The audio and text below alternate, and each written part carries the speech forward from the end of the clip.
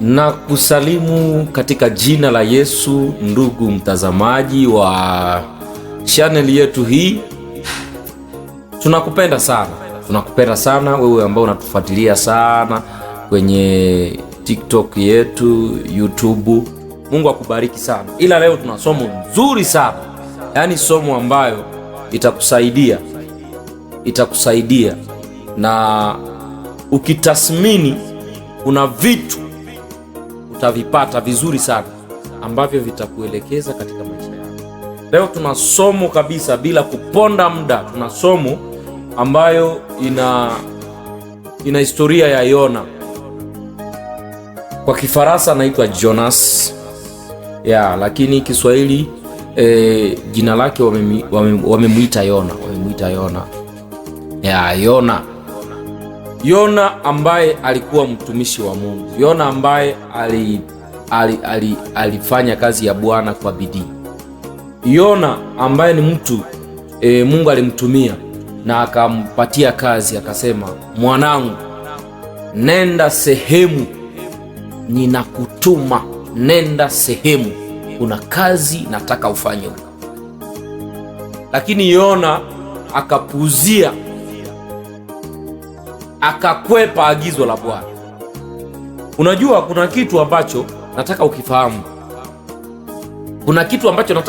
Muda huu.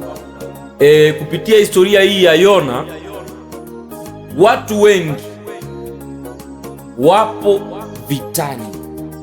Watu wengi wapo kwenye shida katika maisha haya.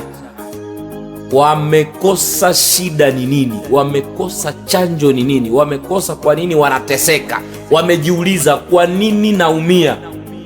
Wengi sana, ni watu wengi sana.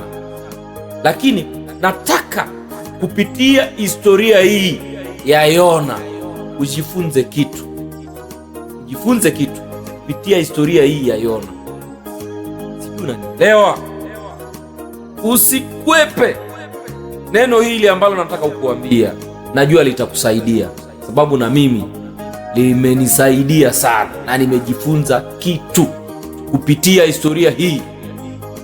Yona, Mungu akamtuma Ninawi, akasema nenda Ninawi. Akasema enda, ninakutuma. Lakini Yona akakwepa. Yeye akasema no, mimi nakimbia Tarsisi. Sikia, sitaingilia pale mahali Mungu alimtuma Yona, lakini nataka niongelee sehemu ambako Yona aliingilia. Yona akafika baharini kule ambako anakimbilia Tarsisi.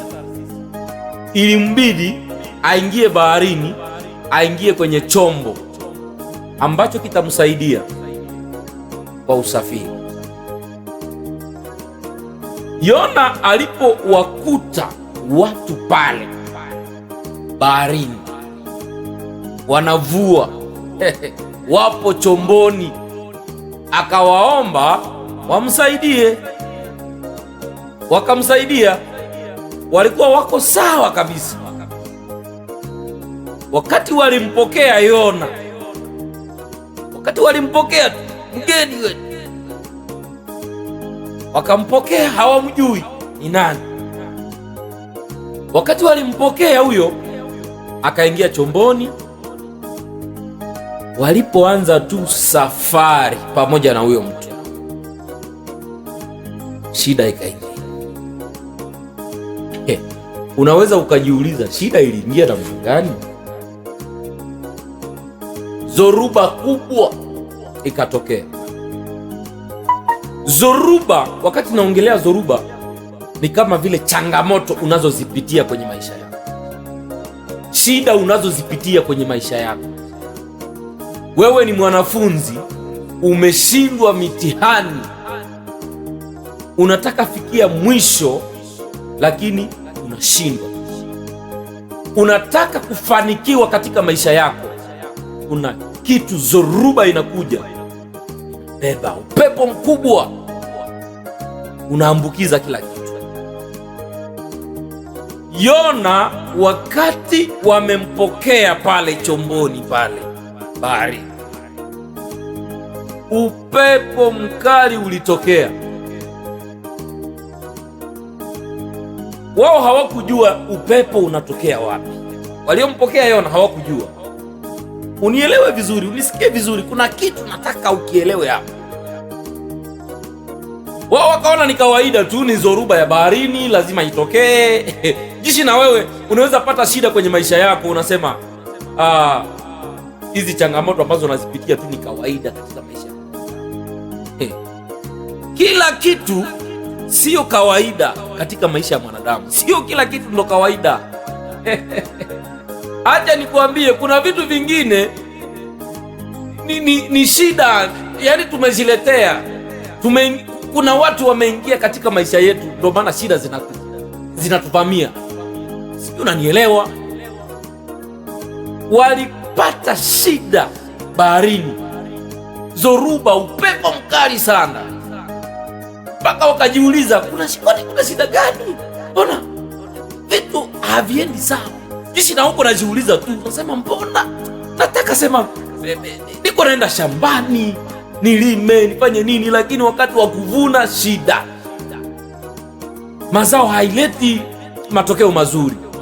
Unaamkia kila siku mjini, kazini, unasema yani unafanya kazi vizuri kabisa, na watu wanakuona una bidii, unafanya kazi, lakini mafanikio hamna, hela haziji. Wateja wanaweza ingia hata dukani kwako pale, wanaweza ingia, wanaingia, lakini unakuta mteja anaingia, anachagua, anaangalia tena, anataka kulipa hela, wanamwambia hii kitu hapana, ama anasema akili yake inasema hapa nitakuja, nitarudi. Wewe unaangalia ni kawaida tu. Wengine wako wanauza, wengine wako wanapata faida, lakini wewe una changamoto na umekosa. Shida ni nini? Sijasema ni shida ya kila mtu, lakini kuna mtu mmoja hapa ambaye ananitazama, ambaye shida kama hii.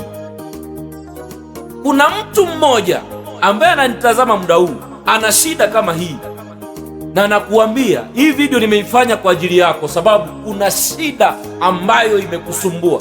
Kuna mtu ameingia katika maisha yako, walijiuliza baharini, wakajiuliza chomboni, wakajiuliza kabisa, wakasema kwani kuna nini? Mpaka wakasema no, hapana, kwani huyu mtu ambaye tumembeba hapa, wewe ni nani kwanza? Wakamuuliza, wewe ni nani? Tuambie, mbona sisi hatujawahi pata vitu kama hivi, yani zoruba kali kama hii hatujawahi iona kabisa. Yani tuambie kuna nini? Wewe ni nani? Wewe ni nani? Tuambie. Walimuuliza Yona, wakamuuliza wewe ni nani? Inawezekana wewe hatukuoni sawa. Sikiliza kitu ambacho nataka kukuambia, unielewe. Nikuambie, waliona shida kwa huyo mtu, huyo mgeni ambaye wamempokea chomboni. Wakasema inawezekana tu wewe, inawezekana. Sasa na huyo Yona naye aliona, akasema basi mimi tu nimekwepa, mimi nina shida, mimi ndo sababu, mimi ndo chanjo cha hizi shida, mimi ndo chanjo cha hii zoruba. Kinachobaki hapa, munitoe hapa chomboni, munitupe baharini. Wakasema nini? Munitupe baharini, na wakati mtanitoa kila kitu kitakuwa sawa. Mimi muniache, mimi nishatesa, mimi kuna vitu nimefanya vibaya, nimemkwaza Mungu. Kwa hiyo munitoe ili ninyi msiambukizwe. Kuna mtu katika maisha yako, inawezekana una macho, umemuona, una akili kabisa, umesema huyu mtu inawezekana hafai, huyu mtu inawezekana ni mtu mbaya, huyu mtu inawezekana ana shida, ndo maana vitu vinagwama huku, lakini unachukulia kama kawaida. Humuulizi kama wale wavivu, muulize jinsi wale walivyouliza, wewe ni nani? Umempokea mtu katika maisha yako, umempokea mtu katika ofisi yako kule mjini, umempokea mtu dukani kwako, lakini hujui anatokea wapi. Umesema njoo nifanye na wewe kazi, njoo tuende, lakini hujajua anatokea wapi, hujajua amebeba kitu gani. Huyo mtu atakumaliza. Muulize ni nani, naye atakueleza mimi ni mtu fulani, natokea huku, nimefanya hiki. Muulize, usitembee na mtu kama hujamuuliza ni nani. Yona walimuuliza wewe ni nani, naye akasema mimi ni Yona, lakini mahali ambapo natokea nimefanya vituko, nimemkwaza mtu, nimemkwaza Mungu, nimefanya vitu vibaya, hapa nakimbia. Kuna sehemu walisema niende, lakini hapa naenda sehemu nyingine. Wakakuwa na akili na wakasema na kweli inaweza hivi vitu ambavyo vimejitokeza hapa hatujawahi viona, inawezekana tu ni huyu. Jinsi na wewe unajiuliza usiku mchana, unajiuliza, nasema yale maswali yako yafikirie. Kuna mtu ameingia katika maisha yako, kuna mtu ameingia kikazi, kuna mtu ameingia. Muulize ni nani, unatokea wapi, atakuambia. Usitembee na mtu kama haujui ni nani, kama haujui anatokea wapi. Tembea naye, kama ni kumsaidia umsaidie, ndio, lakini msaidie ukijua ametokea wapi. Walikuwa wamepata shida, zoruba kubwa, kulikuwa kuna baki, yani masaa machache tu, tuseme hata dakika, tuache masaa, dakika, nao wanapoteza maisha, lakini sababu ya akili yao, na wakafikiria wakasema, kitu kama hichi hatujawahi kukiona. Jinsi na wewe kuna vitu hujawahi kuviona katika maisha yako, lakini unaangalia ni kawaida, utakufa wewe. Fikiria, tumia akili yako. Kuna mtu umempokea katika maisha yako, kuna mtu. Nataka ujifunze kitu hapa. Kuna Yona umemwingiza katika nyumba yako, ambaye amekwepa agizo la Bwana. Kuna mtu ambaye amemchukiza Mungu, umempokea katika kwaya, umempokea katika group, umempokea kanisani. Kuna mtu, ndo maana makanisa yamepata wajambazi, makanisa yamepata sijui 70, wamepokea n'importe qui, acha niseme vile kwa Kifaransa yani wamempokea kila mtu kwenye kwaya. Huyu anaimba vizuri, tumpokee. Unajua anatokea wapi? Unajua ni nani? Amefanya nini? Atamaliza waimbaji huyo. Umemleta kwenye ofisi yako, kwenye kazi yako, atamaliza vitu vyako huyo. Haujui ni nani? Muulize ni nani, anatokea wapi huyo. Wakati walimuuliza Yona, akajieleza, na yeye mwenyewe wakati aliangalia anasema, na kweli nimeharibu, nataka kuambukiza hawa watu. Akasema, mimi ndo shida, munitupe baharini. Kitu kinachobaki hapa ni kunitupa baharini, mimi munitupe kabisa. Nao hawakusita kabisa, sababu walikuwa wameona moto. Wewe umeona moto, unabaki kimya? Subiri, unakufa wewe. Acha kubaki kimya, kuwa kama wale. Walimchukua Yona wakamtupa baharini, na wakati walimtupa baharini, zoruba ikafanya nini? kutulia, upepo ukatulia, bahari ikatulia. Unajua kilichoendelea? Unajua kilichoendelea? Yona alipokuwa akiogelea huko, yaani hakuwa tena Yona, hakujijua yuko wapi, akamezwa na samaki. Lakini kuna kitu ambacho kinakuja. Yona kuingia kwenye samaki, kuna somo gani? Inakuja na kuletea. Wewe endelea kunifuatilia tu, kuna vitu vizuri vinakuja. Lakini leo nataka usikilize kipi tulikilenga leo. Mtu ambaye umempokea katika maisha yako, mtathmini, mfikirie ni nani, anatoka wapi, kabla hujafanya naye kazi. Kuna watu wamewapokea katika maisha yao, hawakuuliza, hawakutathmini, hawakufikiria. Maana maisha shida. Sio kwamba umkimbize, ukimjua vibaya umkimbize, hapana. So unaona, yeye mwenyewe akasema, ili shida hili lisiwaambukize, munitoe hapa. Yeye mwenyewe, huyo mwenye shida ndo alisema hivyo, munitoe, munitupe. Yeye mwenyewe, sio wewe utakayemtupa huyo mtu mbaya. Ukimgundua usimtupe.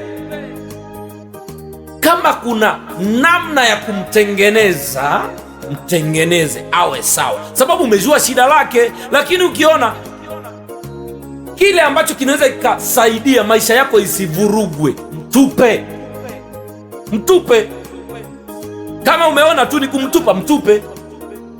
Lakini kama umeona, kama unajua sio hiyo shida yake, kuna namna mnaweza mkatengeneza.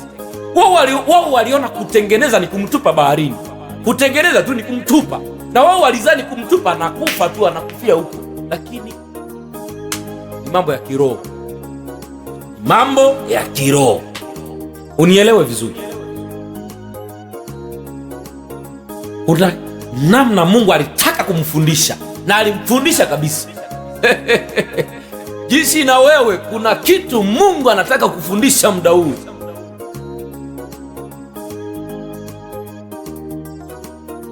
Anielewa? Chunguza, fikiria. Huyo mtu uko naye nyumbani kwako, huyo mtu ni mfanyakazi wako ndani kabisa. Una shida zipo, unajiuliza, hii ni nini? Mbona sijawahi pata vitu kama hivi? Ni nini? Fikiria. Unaiona ameingia. Kuna mtu ambaye alimchukiza Mungu. Kuna mtu ambaye Mungu alimtuma sehemu, sasa akaenda kwako. Kuna mtu